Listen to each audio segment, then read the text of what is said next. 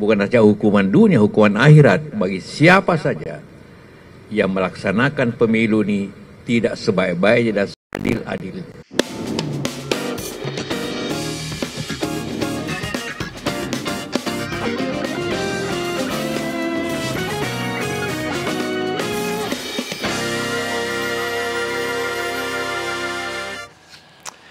Halo pemirsa, selamat malam dan selamat datang di Konspirasi Prabu bersama saya tentunya Prabu Revolusi.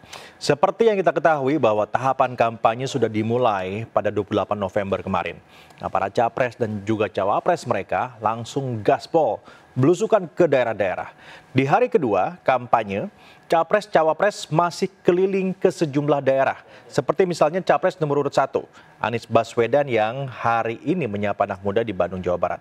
Sementara itu capres nomor urut 3, Ganjar yang pagi tadi masih di Papua dan selanjutnya kampanye ke Nusa Tenggara Timur. Kalau capres nomor urut 2, Prabowo ini sepertinya masih sama seperti kemarin ya. Hari ini Prabowo juga masih belum kampanye tapi bekerja sebagai Menhan dan menghadiri pelantikan Kasat.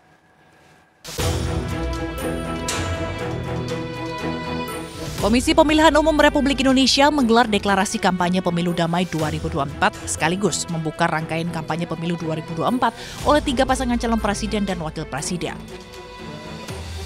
Deklarasi dilanjutkan dengan penandatanganan dokumen yang melibatkan 3 paslon capres-cawapres dan seluruh parpol peserta pemilu.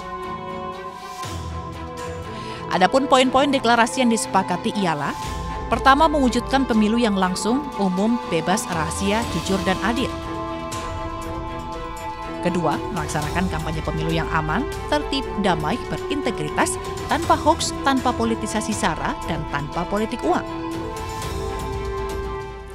Ketiga, melaksanakan kampanye pemilu berdasarkan peraturan perundang-undangan yang berlaku. Ketua KPU RI Hashim Asyari meyakini seluruh peserta pemilu akan berkontestasi secara sehat, karena menurutnya yang saat ini bersaing nantinya akan kembali bersama di pemerintahan maupun di parlemen.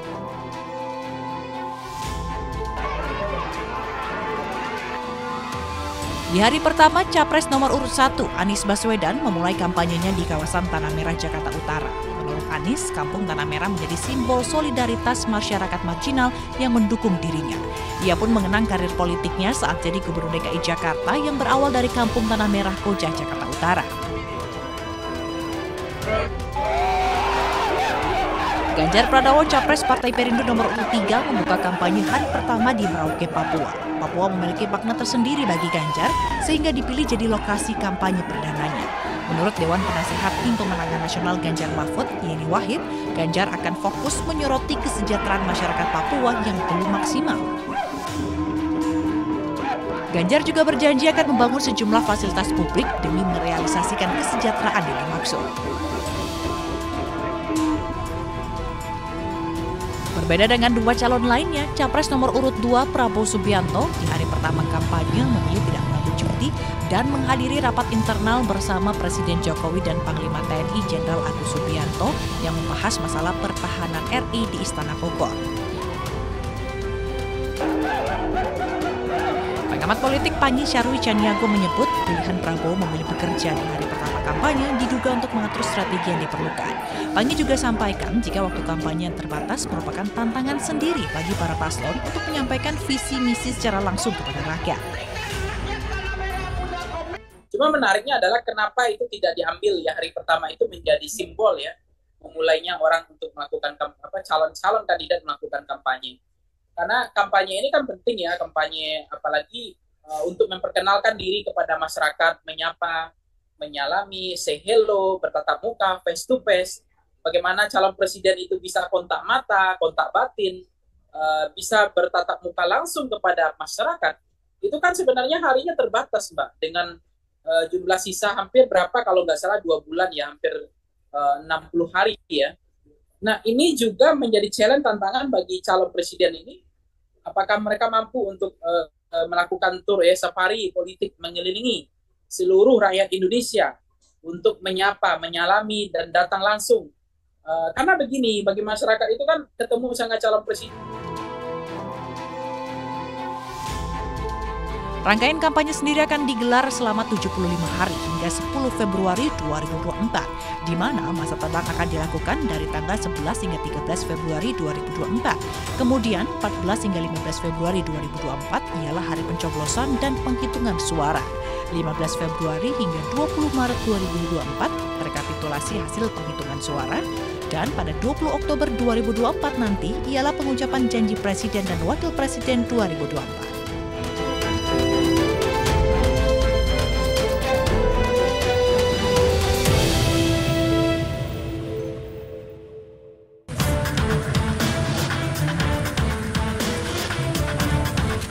Capres nomor urut 1 Anies Baswedan di hari kedua kampanye mengunjungi para petani di Kampung Cipanisikan, Kecamatan Pangalengan, Kabupaten Bandung, Jawa Barat. Dalam kesempatan ini Anies berinteraksi dengan para petani dan ikut serta memanen kol yang ditanam para petani di kawasan ini. Anies mendengarkan keluh kesah para petani dimulai dari langkanya pupuk bersubsidi, harga jual hasil panen yang tidak stabil sampai tidak menguntungkan para petani, serta bantuan permodalan yang membuat petani sulit berkembang. Permasalahan utama beberapa. Satu adalah soal pupuk. Kelangkaan pupuk, apalagi pupuk bersubsidi, dan mereka menyampaikan bahwa sebaiknya sudah harus ada langkah baru untuk memastikan bahwa terjadi ketersediaan pupuk sesuai dengan kebutuhan yang ada di petani.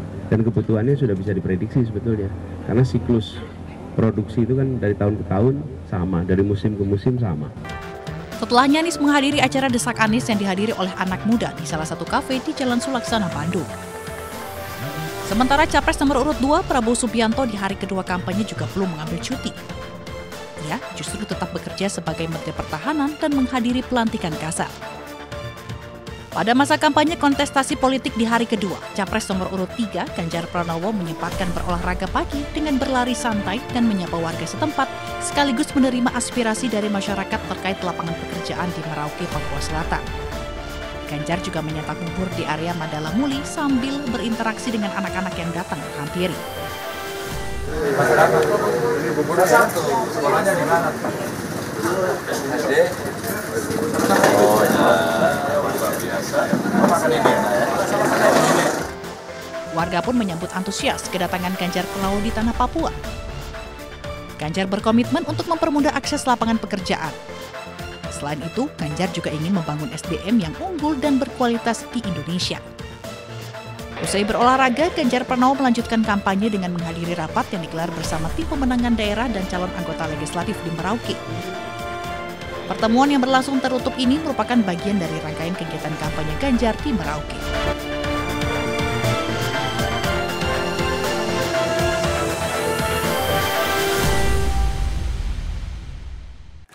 Nah, untuk menciptakan pemilu 2024 yang damai dan kondusif, aparatur sipil negara, TNI dan juga Polri harus menjamin netralitas.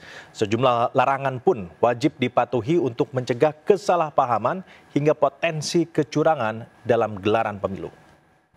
Dan kepala desa yang tergabung dalam kelompok Desa Bersatu menggelar acara yang diduga deklarasi dukungan kepada Prabowo Gibran di Jakarta.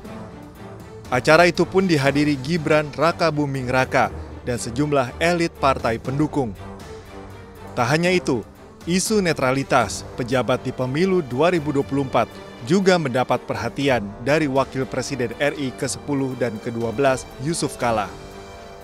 Menurut JK, pejabat pemerintah yang tidak netral harus mendapat hukuman karena mereka dianggap melanggar sumpah jabatan.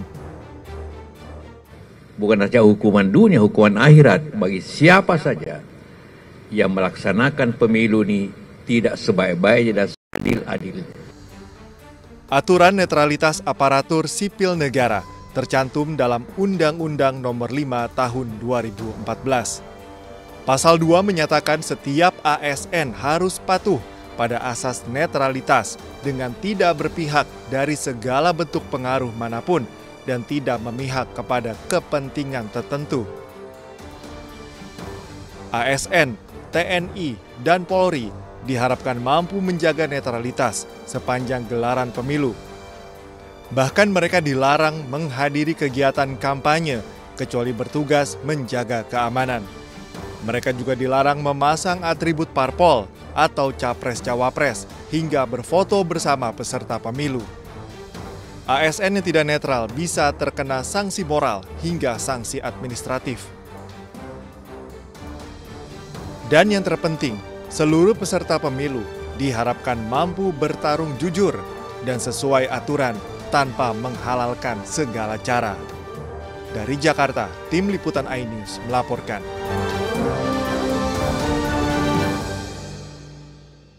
Selain aturan-aturan baku terkait netralitas ASN yang harus dipatuhi, ada juga aturan mengenai larangan pose foto aparatur sipil negara atau ASN yang diunggah ke media sosial. Larangan ini bertujuan untuk menjaga netralitas ASN. Nah, apa saja pose-pose yang dilarang? Berikut informasinya.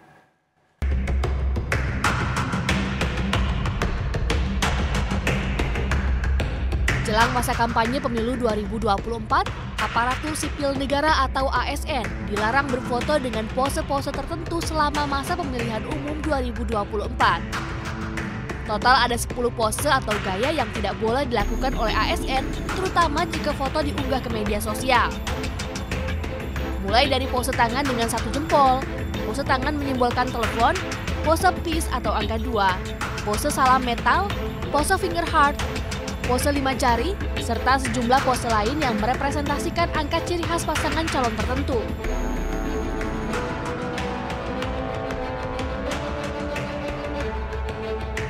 Sesuai aturan yang berlaku, ASN harus netral dan tidak boleh berpihak kepada siapapun yang menjadi peserta pemilu.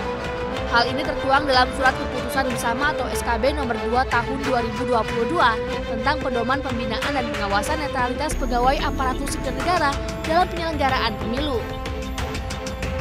Pemerintah pusat, provinsi, kabupaten juga sudah berulang kali menegaskan kepada ASN untuk tetap netral dan jika ditemukan adanya pelanggaran maka akan diberikan sanksi. Tim Liputan iNews melaporkan.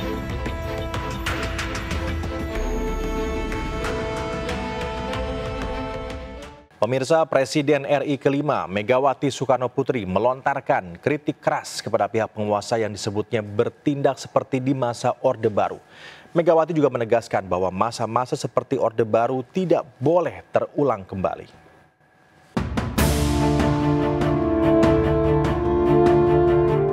Ketua Umum PDI Perjuangan Megawati Soekarno Putri melontarkan kritik keras kepada penguasa yang disebutnya sudah bertindak seperti penguasa di masa Orde Baru. Pernyataan Megawati pun membuat heboh suasana rapat koordinasi nasional relawan Ganjar Mahfud yang dihadiri pimpinan organ relawan pendukung sepulau Jawa di Jakarta International Expo Kemayoran. Pernyataan Megawati ini disambut sorak-sorai dari ribuan relawan pendukung Ganjar Mahfud yang mengikuti pidato tersebut. Pernyataan dilontarkan Megawati setelah ia menyinggung aksi-aksi intimidatif yang dilakukan sejumlah pihak menjelang pemilihan umum 2024. Lebih lanjut, Megawati menegaskan masa-masa seperti era Orde Baru tidak boleh terulang dan meminta agar perbuatan intimidatif harus segera dihentikan. Meski demikian, Megawati meminta dan mengajak semua pendukung Ganjar Mahfud agar tidak gentar untuk memenangkan pasangan Ganjar Mahfud. Presiden Joko Widodo melantik Letjen TNI Maruli Simanjuntak sebagai Kepala Staf Angkatan Darat yang baru. Konspirasi Prabu segera kembali usai jeda.